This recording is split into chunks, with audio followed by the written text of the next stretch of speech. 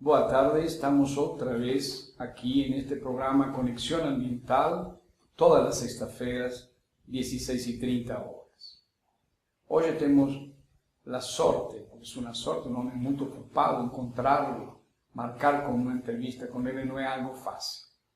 Estou aqui com Antônio Fernando Pinheiro Pedro, advogado, um grande mobilizador das questões ambientais historicamente. Estamos falando que começamos como uma data em 1985 e desde aquele momento até hoje ativamente trabalhando nestas questões socioambientais.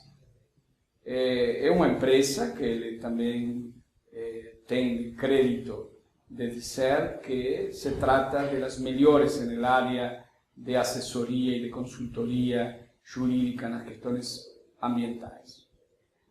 Boa tarde, meu querido amigo Fernando. Boa tarde, Eduardo. Para mim é um prazer estar com você, meu amigo de 30 anos quase, né? E apanhamos muito, né? Em prol do meio ambiente, né? Como você falou, não tínhamos cabelo branco. Não tínhamos. Naquela época, para vocês terem uma ideia, o Eduardo tinha os cabelos escuros e a barba também, e eu idem. Sim, sim. Era meio mais evidente que o teu. Eu também sou um pouco mais antigo que você. Não sou mais velho, sou mais antigo. Tudo bem. Gostaria, Antônio Fernando, de que você explique mais ou menos um pouco de tua história, de tu trabalho, e depois passamos aos temas que todo mundo quer ouvir. O Eduardo colocou uma data interessante, que foi justamente no início da campanha para a Constituinte, né? E nós cerramos fileiras em torno de um amigo comum. Né? Que é o Fábio Feldman, né? Eu ajudei, participei da coordenação da campanha dele, o Eduardo também, e nós ali começamos a desenvolver, através daquela campanha para eleger o primeiro Constituinte, que resultou, inclusive, na feitura do capítulo da Constituição Federal, o artigo 125 da Constituição Federal, né? E naquele período nós conseguimos fazer um network muito bom, reunindo ambientalistas de todo o estado de São Paulo e até mesmo fora do Brasil, né? De lá para cá, fomos nos organizando. Eu assumi a subcomissão de meio ambiente da Comissão de Direitos Humanos da Ordem dos Advogados do Brasil no início da década de 90. O Eduardo estava trabalhando conosco lá, sim, participou das atividades. ECO 92, no Rio de Janeiro, né?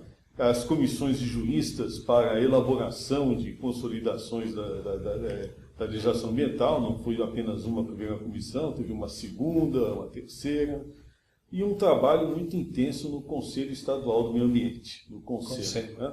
Então a década de 90 foi uma década bastante importante para todos nós, do ponto de vista da geração de normas e de marcos foi legais. a fundação do Conselho naquela época. Foi a fundação, você estava na fundação. O Consema já existia, mas ele efetivamente começou a trabalhar mesmo a partir da década de 90. Né? Tivemos aí também um trabalho grande no Conselho Municipal do Meio Ambiente, afinal ajudamos a formatar aí a Secretaria do Verde e do Meio Ambiente, o Werner Zolau foi o primeiro secretário, né? Cheguei a ser secretário do Verde e do Meio Ambiente a jato, um período curto, no governo do Régis Oliveira, né? Ou seja, trabalhamos bastante para a formulação dos marcos legais que hoje estão aí, em vigor, né? Nos anos 2000 participamos bastante de atividades de consultoria, né? Fiz muita consultoria para o Banco Mundial, ainda faço, né?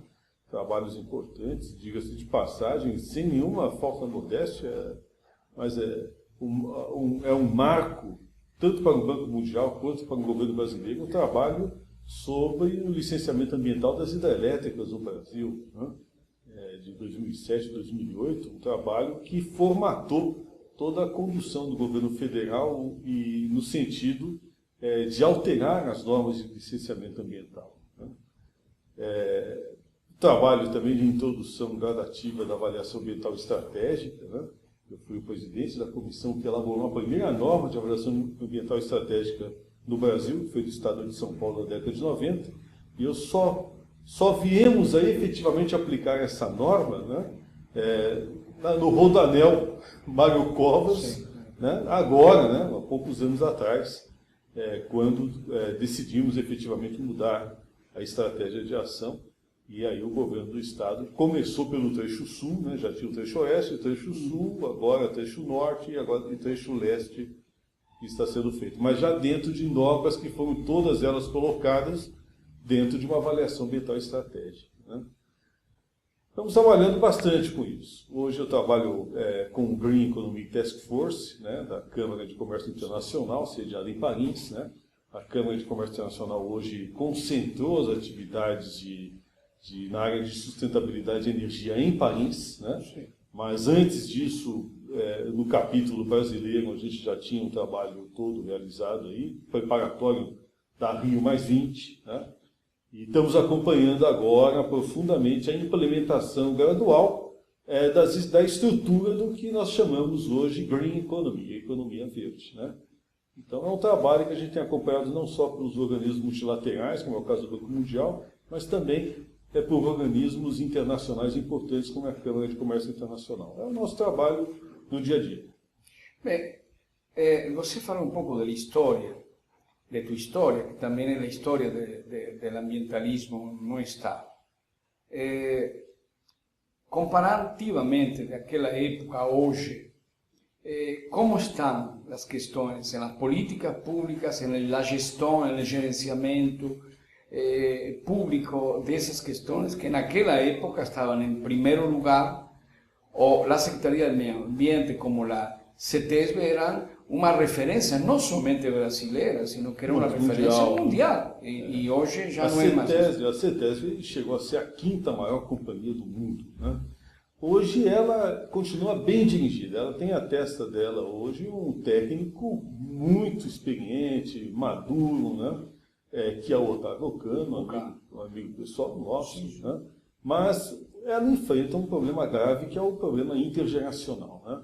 Na verdade, Eduardo, vamos pensar com muita tranquilidade. Nós estamos na estrada há muitos anos. Mas se nós olharmos ao nosso lado, nós estamos vendo que um problema grave que é não ter para quem passar o bastão. Nós estamos com uma crise de geração muito grande. Uma turma nova que está vindo aí, mas é muito despreparada. Muito despreparada. E ideologicamente é complicada. Há um ranço autoritário crescente na área ambiental, que nós não tínhamos na nossa época. Porque todos nós, da nossa geração, saímos de uma luta intensa contra a ditadura militar. Nós todos prezávamos o debate, a discussão, né? O debate aberto. Então, trabalhamos intensamente nos últimos 30 anos, Eduardo, para montarmos conselhos, né? Fóruns de discussão, né? Entidades ambientais abertas, né? Trabalhamos muito no sentido de debatermos ideias, né? Nós nos respeitamos muito por termos justamente ideias diferentes a respeito do mundo. Mas a geração atual, ela não respeita quem pensa diferente. E o que é pior, por não respeitar quem pensa diferente, ela não cresce. Então, por exemplo, vamos ver no caso da CETESB. Você tem a primeira geração toda lá, pessoas com a nossa idade, já nos 50, né, nos 60, né, e depois um hiato de 20 anos. Gente muito jovem que está começando lá, achando que já nasceu sabendo tudo, né? E isso se repete em todos os organismos ambientais espalhados pelo Brasil, inclusive o IBAMA. Né? O IBAMA, que hoje é um absurdo. Nós temos hoje no IBAMA um paiol. Nós temos indivíduos andando dentro do IBAMA armados, né, com um uniforme que até hoje eu não sei se foi inspirado nos comandos em ação daqueles bonequinhos, né, da nossa época, né, ou no exército, nas Waffen-SS alemãs. Né, indivíduos que andam com colete, né, põem metralhadora na fuça de velhos, de pessoas de idade, de crianças, né? É um negócio muito grave. O que eu considero, que eu tenho denunciado muito, que é o biocentrismo fascista, né? Então nós temos que resgatar as bases daquilo que nós entendemos ser o bom caminho do meio ambiente. não é só uma questão de complexidade de normas e de complexidade do ambiente que tratamos hoje, que realmente é muito complexo. Exige um tratamento tecnológico mais eficaz e mais especializado. Mas, acima de tudo, nós temos uma ideia muito firme de que não há sustentabilidade fora do Estado democrático de direito. Essa é a primeira questão. É a primeira questão. Sem democracia, não há luta para um meio ambiente equilibrado. 2. Sem resgatarmos o humanismo, nós não vamos a lugar algum no que tange a defesa dos direitos, dos seres, dos seres que não são humanos, mas sem os quais nós não vivemos. Ou seja, não é o caso de falarmos em antropocentrismo versus biocentrismo, como é um debate falso de definição, mas é o resgate do humanismo, porque afinal nós não fazemos leis para a natureza. Isso quem faz é Deus. Nós fazemos leis para os homens. Nós fazemos uma gestão ambiental para o ser humano, respeitando os demais elementos que compõem o ecossistema. Então, são focos muito claros que a gente nem discutia, porque era algo que estava na nossa base, era evidente, Eduardo? Fazia parte do nosso ser. Do nosso ser. Nosso ser, nosso idealismo, nossa pretensão de buscar um caminho para melhorar as coisas. Pois é, e que agora a gente é obrigado a sistematicamente fazer essa nova geração lembrar-se de que sem essas premissas não há o que discutimos em relação à sustentabilidade. Porque, infelizmente, nós estamos observando um avanço autoritário efetivamente muito grande, crescendo nessa nova geração.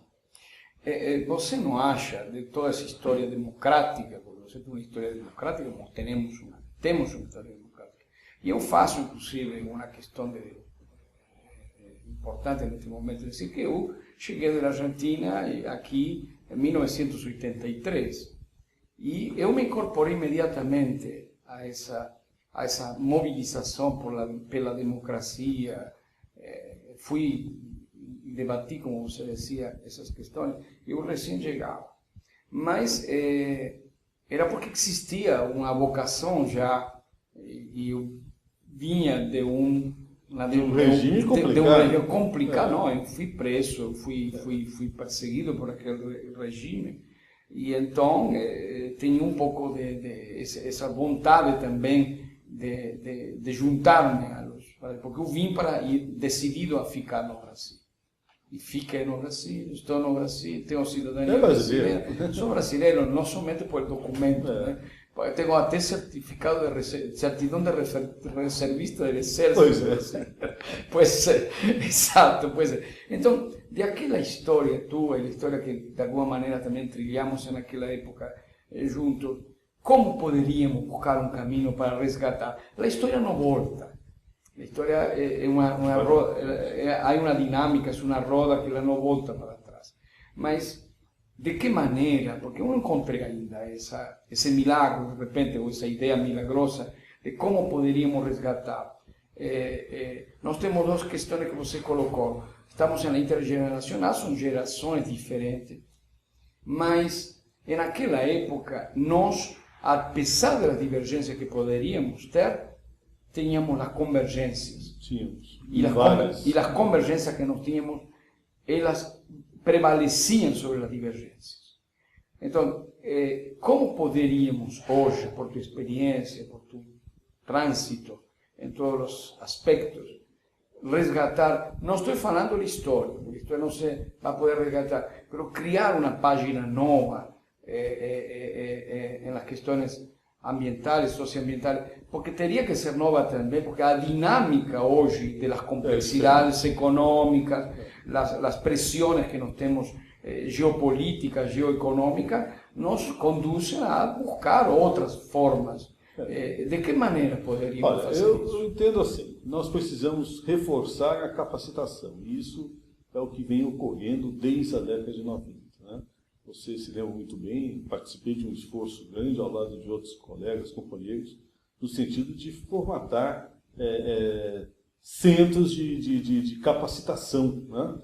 Eu fui o primeiro professor de direito ambiental da Academia de Polícia Militar do Barro Branco, em 94. né? A Academia de Polícia Militar do Barro Branco foi a primeira entidade de nível superior militar das Américas a ter uma disciplina de direito ambiental, né? Foi muito importante porque hoje, passados quase 20 anos, né? Ano que vem fará 20 anos essa cadeia, né? Nós temos não mais a Polícia Florestal do Estado de São Paulo, mas a Polícia Ambiental do Estado de São Paulo, né? Então houve uma mudança orgânica muito grande no estamento policial militar no Estado de São Paulo, e eu acredito efetivamente grande parte desse trabalho na introdução de uma disciplina na formação dos oficiais da academia, né?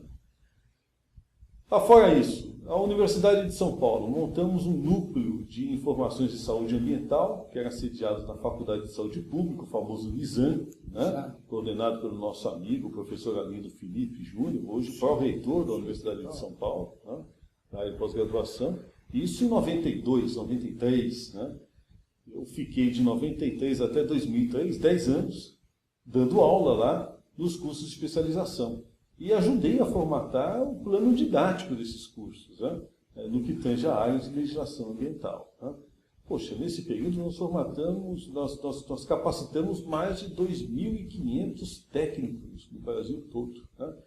Grande parte deles estão aí, né?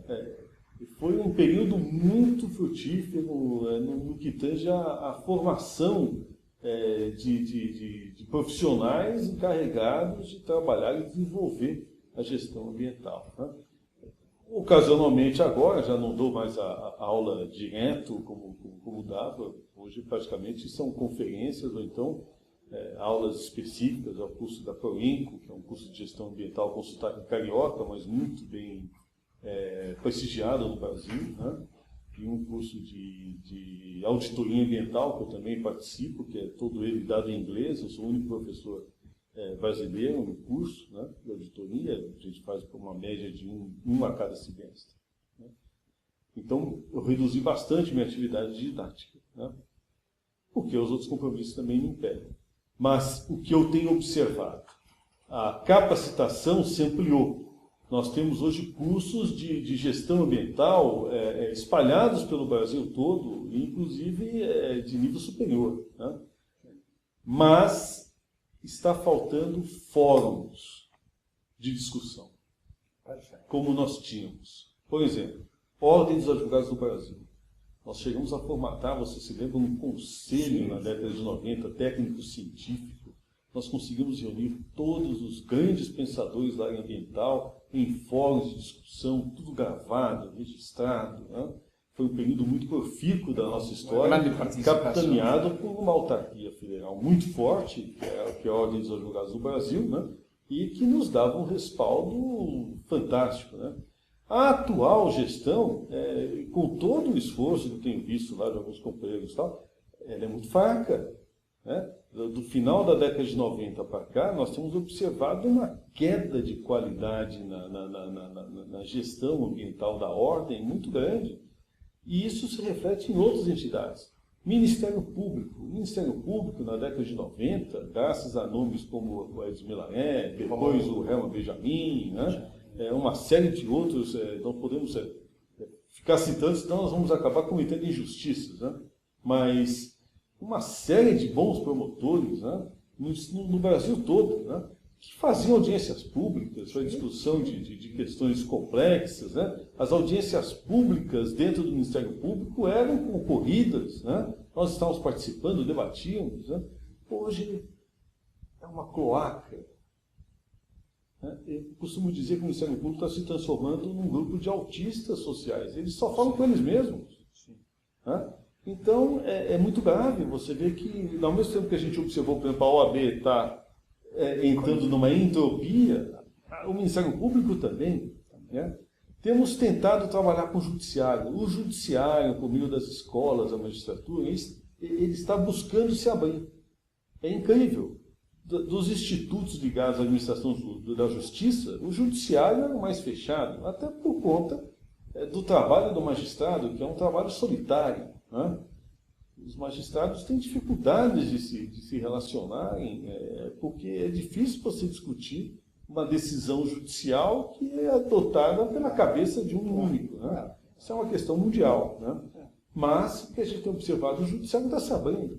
A ponto de nós observarmos aí o chefe do judiciário brasileiro, o ministro Joaquim Barbosa, né, distribuindo palpites os mais variados. Daqui a pouco ele está dando palpite em jogo do Flamengo, do Corinthians. Né? Quer dizer, e isso, claro, que causa espécie, estranheza e tal, mas o que nós estamos observando? Um organismo, um poder da nação buscando o diálogo. No, pero além disso, del diálogo, é a outra parte da questão da participação. O sea, você dice, aquela questão do judiciário que é para dentro, é solitária, né? É meio autônoma também. Eu acho que está existindo também aquela percepção interna dele, até natural, de que ela necessita também participar. Precisa participar. Então, essa é uma abertura. Mas uma coisa... O legislativo tem participado também. Claro, a gente critica esse legislativo. Sim. Nós vamos observar o trabalho do processo legislativo do Código Florestal. Foram inúmeras audiências públicas em todo o Brasil, discussões as mais variadas. Eu tive a oportunidade de participar de várias delas. E o que aconteceu? Por que o movimento ambientalista não se fez ouvir como deveria no Código Florestal? Porque ele estava lotado de organizações que sofriam dessa entropia. Não dialogavam. Né? Estavam fazendo um lobby fechado, enquanto o processo legislativo estava sendo submetido a uma discussão aberta. Essa é a grande razão de não se ter vingado na nova legislação florestal uma série de propostas, né, postas por colegas nossos do movimento ambiental. Sim, eu acho que o que existe também no movimento ambiental, e dentro dele, da sociedade civil, é que ele também perdeu um pouco a noção, ou tinha, e agora necessitaria de mais aprofundamento sobre essa questão, de que o Brasil hoje é um país dentro do mundo que está marcando uma situação diferenciada nas políticas internacionais, nas questões do comércio, nas questões econômicas, e tudo isso. Então, a partir disso, nós temos que entender que a política, incluindo a política interna, a política nacional, governamental, hoje, ao prestigiar justificadamente, e temos que bater palma sobre isso, a evolução social como uma das metas, isto implicará também em uma modificação nas relações econômicas. Então, se não necessitamos desenvolver a sociedade para que ela tenha melhores condições de vida, melhores condições de progresso maior, e atrás disso vem o desenvolvimento econômico. Sim. Sem o desenvolvimento econômico, nós estamos atrás desses objetivos de maior crescimento social, melhores oportunidades, menor pobreza, menor miséria, melhor distribuição. Então, eu acho, por lo que vejo com todos meus colegas, que eles não estão tendo essa percepção. Não, eles não estão vendo o papel importante da modificação do meio físico decorrente da enorme complexidade do desenvolvimento econômico brasileiro, né? E que é um desenvolvimento de impacto global. Né? Então, por exemplo, você falou uma coisa correta, mas vamos como diz o Jack Destripador, por partes. Né? Logística. Não há do Ministério de Transportes no Brasil até a Secretaria de Transportes na cidade de São Paulo, um departamento voltado para a logística de abastecimento, Eduardo. Não tem logística de abastecimento no Brasil. Se você perguntar para a presidenta Dilma, né, como é que o cotonete, que ela usa de vez em quando, né, chegou na farmácia onde ela mandou comprar, ela não sabe. E o prefeito Haddad também não vai saber. Não vai saber. Né? Ou seja, os governantes não sabem como os produtos trafegam dentro das cidades e das vias públicas, né? E aí começam os grandes nós. Produções monstro de grãos no Brasil.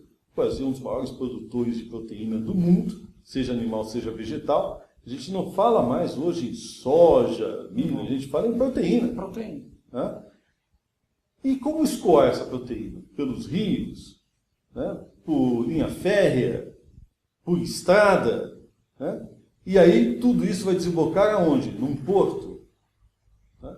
E a discussão dos portos, nós vimos, não sei até hoje se é a discussão dos portos ou discussão dos porcos. Né? É uma discussão de interesse. É complicada. É uma cintura de interesse. E aí um processo legislativo complicadíssimo, né? E uma falta de compromisso. E você, não sei se você percebeu, aonde estavam os ambientalistas na discussão dos portos? Nenhum lugar. Nenhum lugar. Nenhum lugar. É como se não interessasse a eles. Não, e depois vem a questão de los manguezais, depois vem a questão do impacto. Mas, antes disso, tem que estar imbuído, estar internalizado na questão da discussão mesma da política. Pois é. Ou seja, não está, é sempre no ponto final, no fim de tudo. Então, isso é o que lhe está faltando ao movimento ambientalista. Na hora que começar a ter o licenciamento dos portos, aí aparece. Aí eles vão aparecer. Aí eles vão aparecer para discutir questões de política pública que deveriam ter sido discutidos nesse momento. Nesse momento. Né? E não no momento do licenciamento. Então há um equívoco de claro, eu estou de acordo, inclusive, estando de acordo com o que você coloca, me coloca a mim em situações difíceis com meus colegas. Porque não nos consideramos, quando começamos com a nossa associação, em 1990, e foi 25 de maio, fazemos esses 23 anos, nós falamos que não queríamos ser nem maiores, nem melhores, nem piores. Queríamos ser diferentes. Mas não uma diferença em questões fantásticas, sino em questões reais. A diferença em de compreender a realidade para trazer a realidade às ações da organização. Somos a primeira organização não governamental de São Paulo que se autofinancia e que tem patrimônio. Temos e que é respeitada por isso. É respeitada. Inclusive, uma coisa que sempre você sabe disso, nós não pertencemos a nenhum partido político, mas temos uma boa relação com todos os políticos, com todos. Ou seja, ¿por quê? Porque vamos atrás de los objetivos maiores. Há uma coisa que, inclusive, no CEFRA, que é o CEFRA de los franciscanos, você lo conhece, gente activíssima na questão socioambiental. Com o Frei Rodrigo, um dia estamos conversando. Já fomos almoçar lá. Aqui, na ordem, terceira ordem do Carmo. Sim, já fomos várias vezes. Inclusive, tínhamos um grande amigo. Fazíamos reuniões. Fazíamos reuniões. Inclusive, eu me lembro muito bem, o tema das nossas reuniões era ecologia humana. Ecologia humana. Era o tema. E desculpa, então para terminar, e com o Frei Rodrigo, decíamos assim, não busquemos quem foi, se foi a evolução ou foi a criação onde tudo começou. Temos que ter uma convergência para que não acabe a vida. Não como foi criada, sino que ela não acabe, já foi criada. El Ministério Público Federal, que fizemos um seminário anterior a la Rio +20, ele lo colocou na mesa, disse, estamos buscando a convergência entre os evolucionistas e os criacionistas. Qual é a convergência? Salvar a humanidade. Então, eu acho de que para chegar a isso, que é filosófico e não deixa de ser prático, necessitamos repensar a sociedade civil organizada, que não é mais, hoje, Brasil, o mundo, não está como estava na época que começa o grande movimento ambientalista no Brasil, que foi antes da Constituição, do artículo 225, depois com a Constituição em 88, e todo o que veio depois, a ECO 92 inclusive. Então, eu acho que concordo com você que o movimento ambientalista não pode estar atrás do prejuízo. Não, deveria estar na frente. Teria Nós que estar na antecipamos frente. a década de 90. Não nos antecipamos. E agora estamos ficando para trás. Na década de 90, nós tomamos a frente. Nós fizemos um processo de regulamentação do licenciamento ambiental. Estabelecemos as bases, o marco legal da lei de crimes ambientais, legislação de recursos hídricos, legislação de unidades de conservação. Né?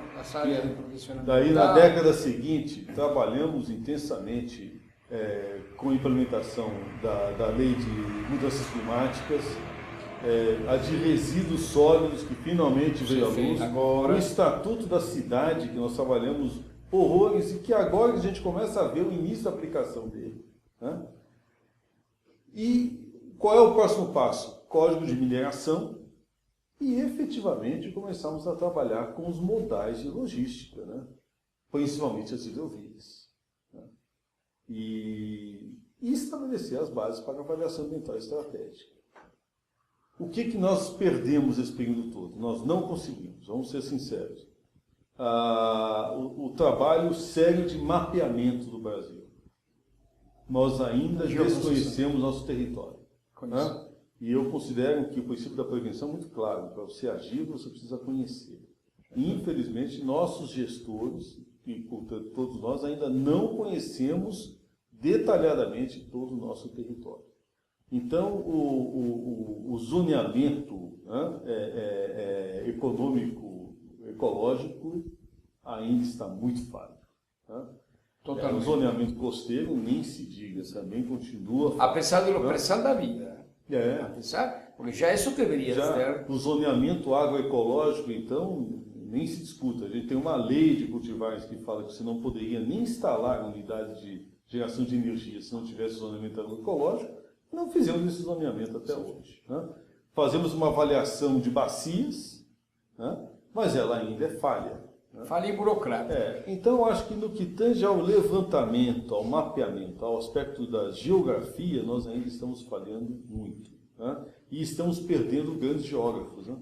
Perdemos o professor Aziz Abissabia, né? Que é uma perda mundial. Né? Mundial. E com ele se vai toda uma tentativa de efetivamente resgatarmos a geografia para o Brasil. Né? Nós temos bons geógrafos, mas eles não são ouvidos. A gente precisa efetivamente resgatar a geografia no Brasil. Né? Você sabe que comenta isso? Nessa reforma do Estatuto da Bacia Geográfica do Alto Tietê, eu coloquei a questão de que dentro da representação da sociedade civil era vitalmente importante a incorporação da área de geografia. Não fui ouvido. Porque parece, e você já conhece, são todas aquelas caixinhas, né? Ou seja, a questão dos recursos hídricos é a água. Sim, mas para que a água, né? Então, não, porque tem que ver a geografia, que tem que ver a geologia, que tem que ver a geomorfologia, tem que ver e não tem, mais ou menos relativo. Isto, lamentavelmente, é a questão do próprio corporativismo. E o recurso está se perdendo em escala no Brasil, porque nós não desenvolvemos uma avaliação estratégica e, efetivamente, um mapeamento dos nossos recursos hídricos como um todo. Né? Eu acho que falha, principalmente, o governo brasileiro. E, olha, não é por falta de estrutura. Nós temos uma Agência Nacional de Águas aí que está funcionando. Né? O sistema de planejamento por bacias que começa a ser bem implementado. Centro de pesquisa, universidades. Né? Quando as universidades se mobilizaram para auxiliar a Marinha Brasileira no mapeamento da costa da plataforma continental, porque senão nós iríamos perder a nossa soberania. Já descobrimos uma ilha agora. Pois é, e aí isso funcionou. Submersa.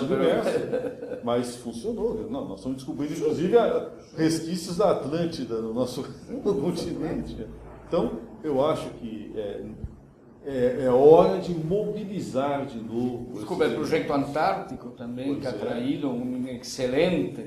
Não, quer dizer, com exceção da perda que teve aí, mas de qualquer maneira nós estamos aí com um trabalho forte. Ou seja, a gente tem condição de fazer muito mais do que estamos fazendo hoje.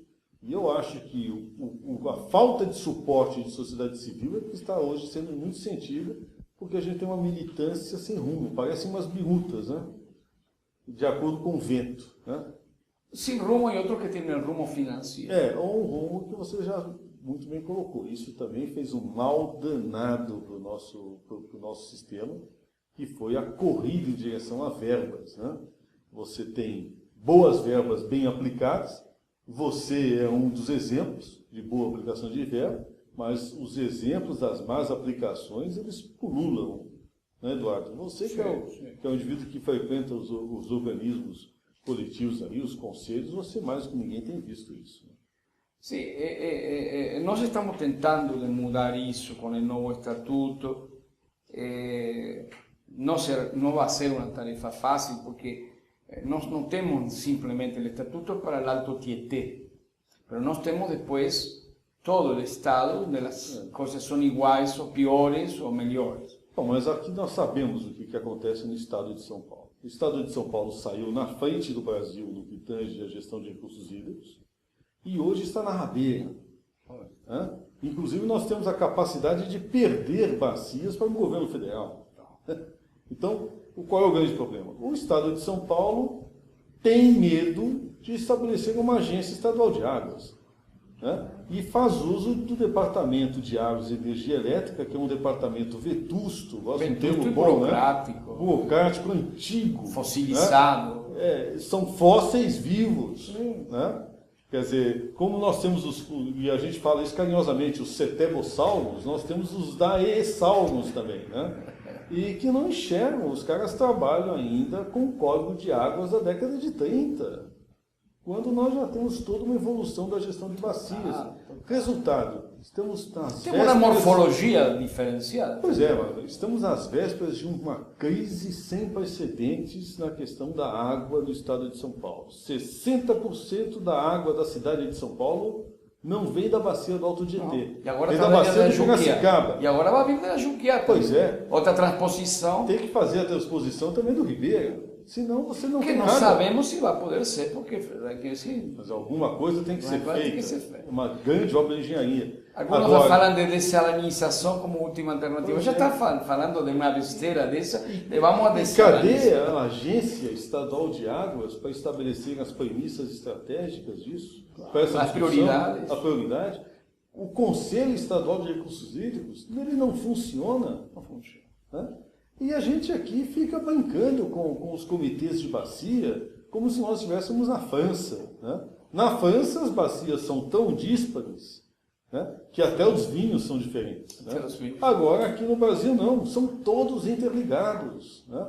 Então, nós não podemos ter esse tipo de atividade do jeito que está se processando. Né? A agência de bacia no estado de São Paulo é uma coisa secundária. É uma ONG. Vamos ser sinceros. E o DAE não assume o papel de agência estadual de águas, né?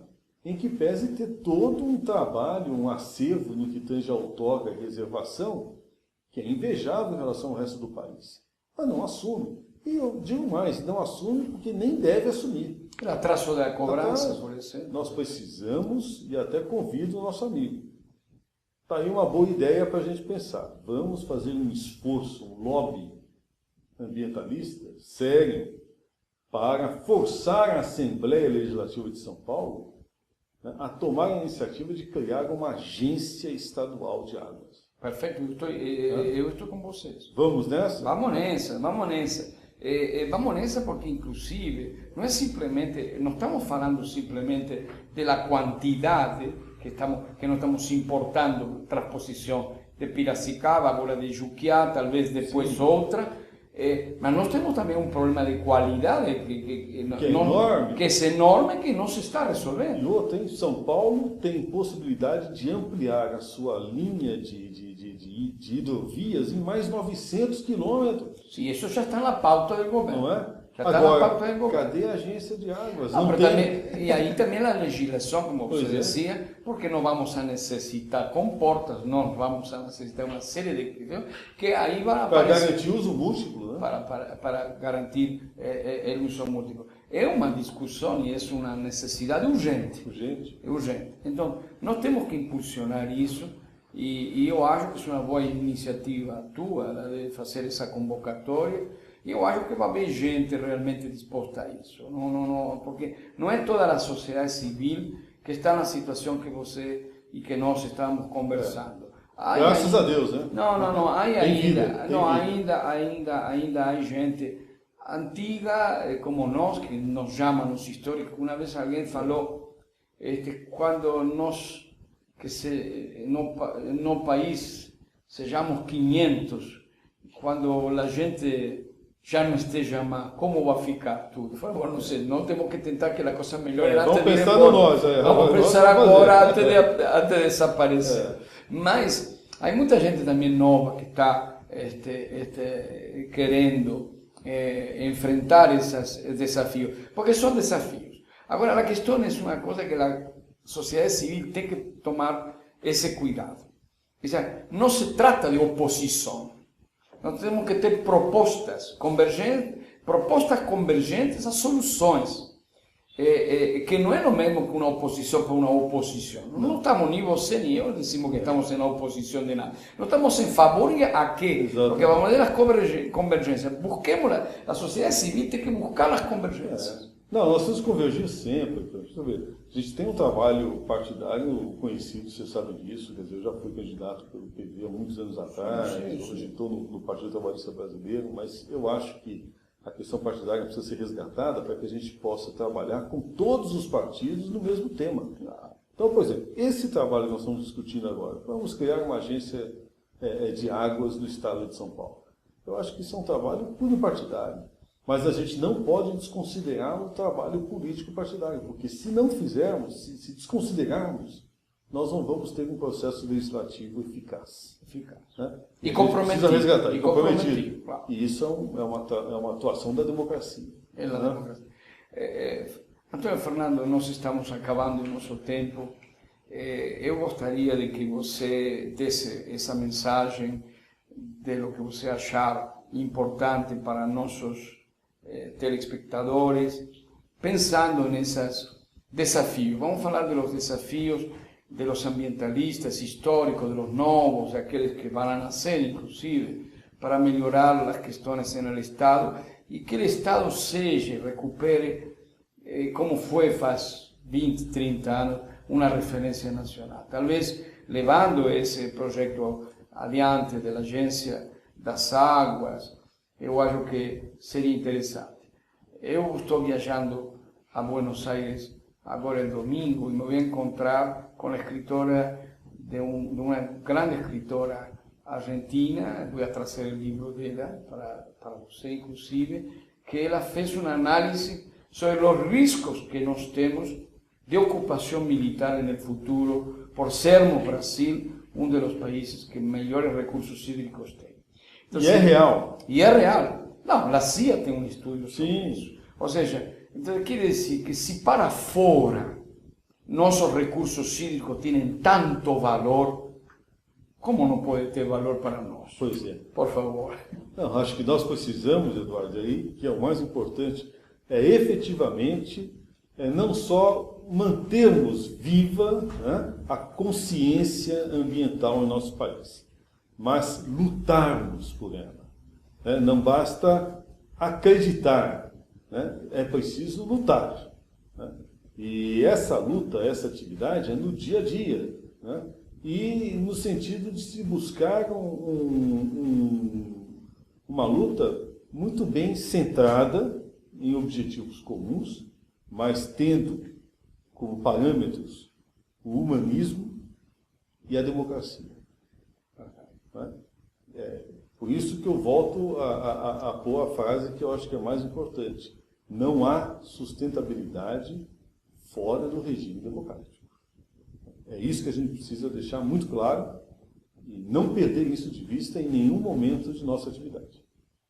Bom, Antônio Fernando, te agradeço muito este tempo que você deu para nós, esta aula magnífica para nossos telespectadores, para essa abertura a que se somem as pessoas, não necessitam ser ambientalistas, não necessitam ser de organizações não governamentais, não necessita.